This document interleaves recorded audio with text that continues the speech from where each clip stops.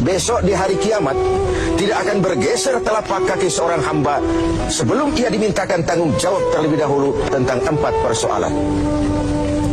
Apa yang 4 itu?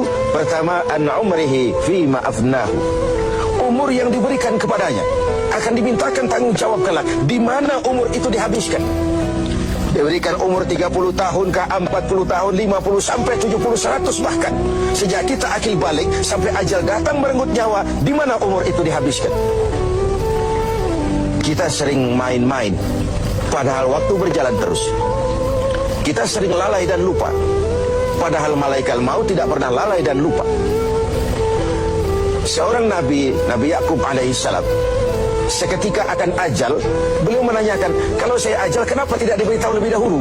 Kata malaikat maut, sudah diberitahu. Loh, bagaimana caranya diberitahu? Perubahan yang terjadi pada fisik kita adalah pemberitahuan.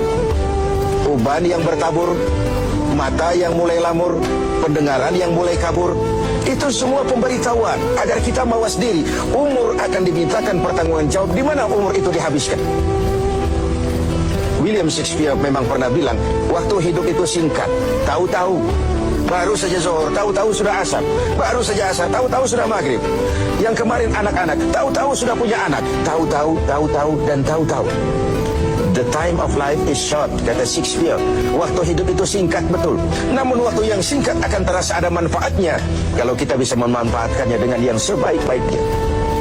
Apalah umur panjang kalau cuma untuk menimbun dosa dan kesalahan.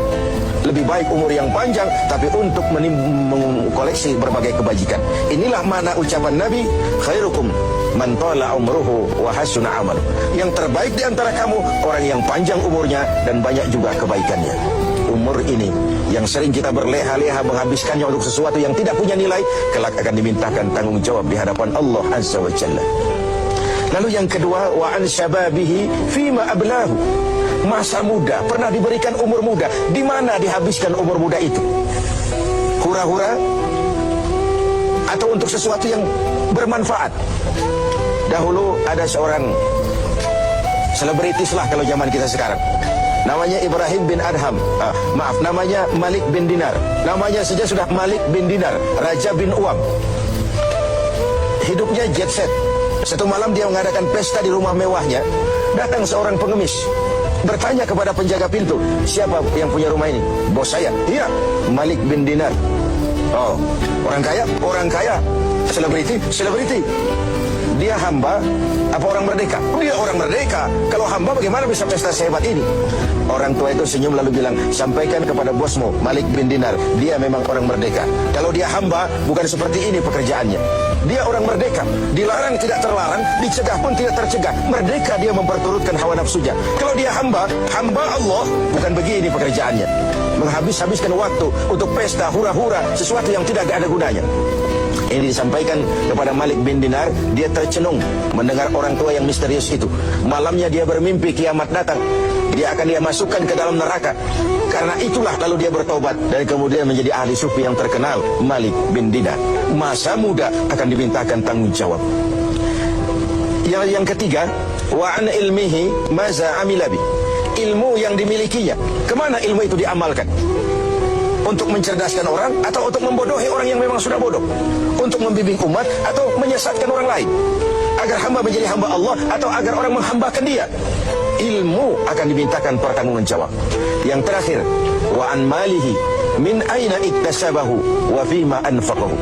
Kita akan dimintakan tanggung jawab tentang harta kita. Dari mana harta itu didapat dan kemana harta itu dibelanjakan. Perhatikan yang terakhir ini. Tentang ilmu, pertanyaan akhirat cuma satu, ilmumu kau amalkan untuk apa? Tentang umur, pertanyaan akhirat pun satu, umurmu kau habiskan di mana? Tentang masa muda, pertanyaan akhirat juga satu, masa mudamu kau gunakan buat apa? Tapi khusus tentang harta, pengadilan akhirat bertanya dua, hartamu kau dapat dari mana dan kau belanjakan kemana? Dari mananya dan kemananya? Kadang didapat dari cara yang benar, tapi dibelanjakan untuk yang tidak benar. Atau bisa juga didapat dari cara yang tidak benar, dibelanjakan kepada jalan yang benar. Itu pun tidak mungkin kedua-duanya. Pemirsa TV7 yang berbahagia, mudah-mudahan kita tidak bernasib seperti orang tua pengusaha di awal pertemuan kita ini. Semoga kita menjadi orang yang bisa mempertanggungjawabkan baik umur, masa muda, ilmu pengetahuan, dan harta yang dititipkan Allah kepada kita. Tidak satupun yang akan luput dari pengadilan akhirat.